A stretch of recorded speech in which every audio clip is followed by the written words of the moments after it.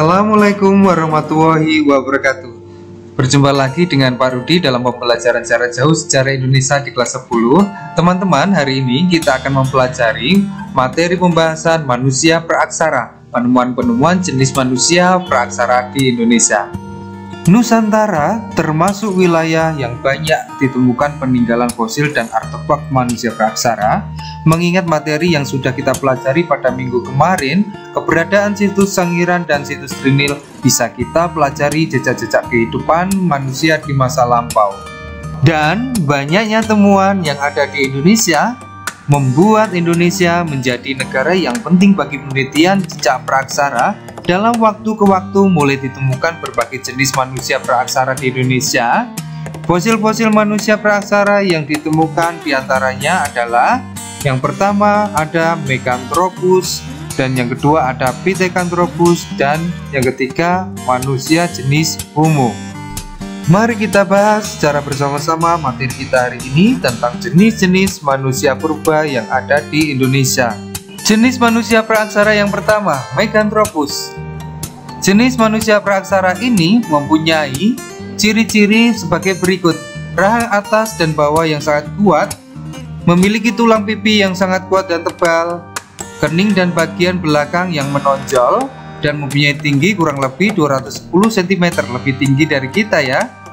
Volume otak antara 600 sampai 900 cc, memiliki otot kunyah yang kuat, tidak memiliki dagu, memiliki perawakan yang sangat tegap. Makanan jenis manusia ini masih mengkonsumsi tumbuh-tumbuhan. Manusia praaksara pertama ini mempunyai jenis Meganthropus paleojavanicus. Apa itu ya? Kalian harus tahu, Meganthropus, Mega itu besar, tropus manusia, paleo tua, Java ditemukan di Jawa. Jadi artinya manusia besar yang paling tua ditemukan di Jawa. Manusia paling tua yang ditemukan di Jawa ini ditemukan oleh Gustav Hendrik Raphon Koningswald, yakni di Sangiran di lapisan Pleistosen paling bawah pada tahun 1934 dan 1941. Hasil temuannya yakni berupa tulang rahang bagian atas dan bawah.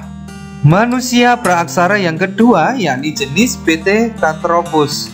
Kalau kita mengingat materi pada minggu kemarin, kalian sudah mengenal von Koningswald itu di Sangiran, Jawa Tengah, dan ada Eugene Dubois di Trinil, Ngawi, Jawa Timur. Pada Pithecanthropus ini yakni ditemukan Eugene Dubois di Trinil, Ngawi. Penemuannya diberi nama Pithecanthropus. Kalau kalian mendengar kata Pithe itu artinya kera, tropus manusia tadi, dan erectus dari temuannya Eugene Dubois mengatakan manusia yang ditemukan itu sudah berjalan tegak, maka artinya manusia kera yang berjalan tegak.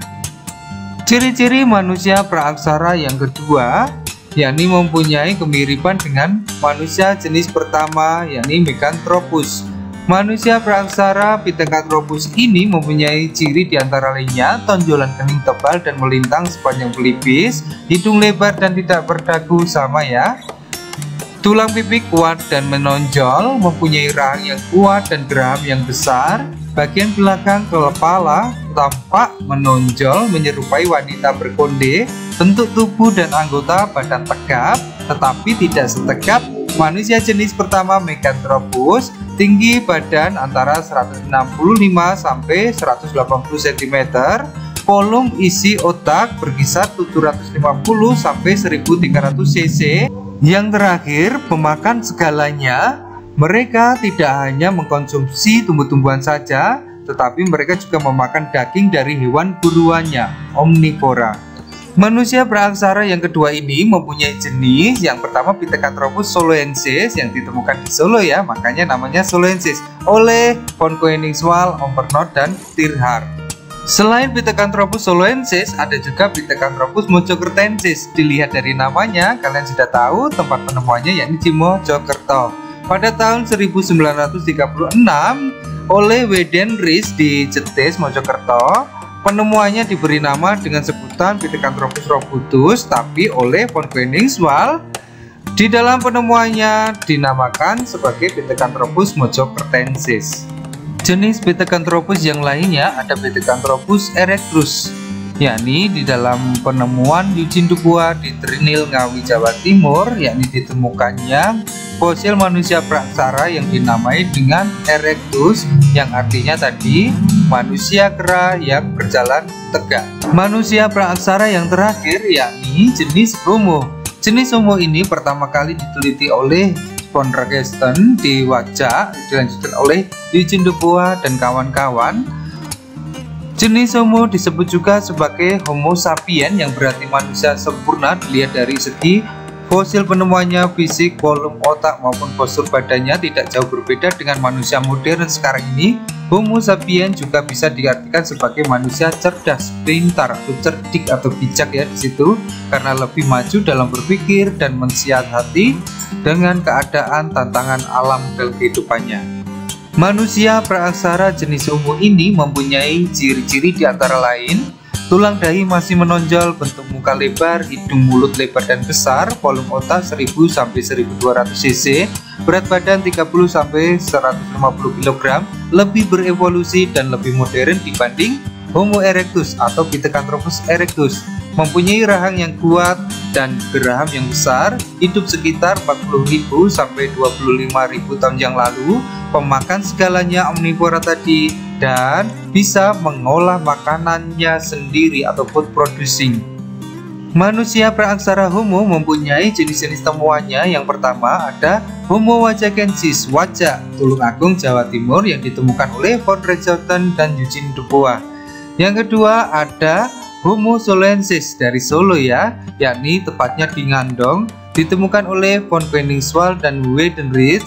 Dan yang terakhir ada Homo floresiensis. Ini adalah jenis Homo yang ditemukan di luar Jawa, yakni tepatnya di Pulau Flores, yakni di sebuah gua yang sangat dingin yang disebut dengan liang gua, yang ditemukan oleh sekelompok ahli gabungan dari Universitas Indonesia dengan peneliti Australia.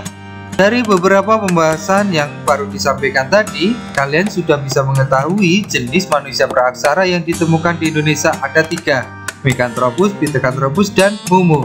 Untuk memudahkan kalian dalam membandingkan ciri-ciri manusia praaksara, bisa kalian lihat tabel yang saya sampaikan ini.